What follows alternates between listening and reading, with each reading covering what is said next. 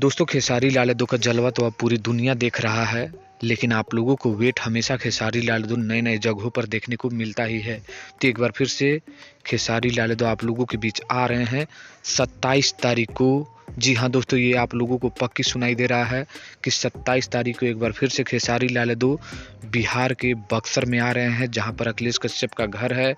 उन्हीं के गृह प्रवेश में आप लोगों को देखने को मिलेंगे। तो आप लोग तैयार रहिए एक बार फिर से खेसारी लाल यादव से मिलने के लिए और उनका प्यार पाने के लिए।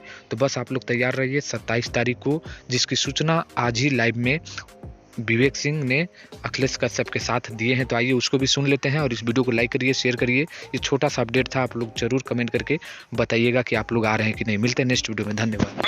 चलिए मत रहिए और बाबा आप भी अपना घर बनवाई फटाफट। 27 तारीख को बक्सर में आ रहे हैं भैया अखिलेश बाबा के गृह प्रवेश में। तो 27 तारीख को मिलते हैं बक्सर में।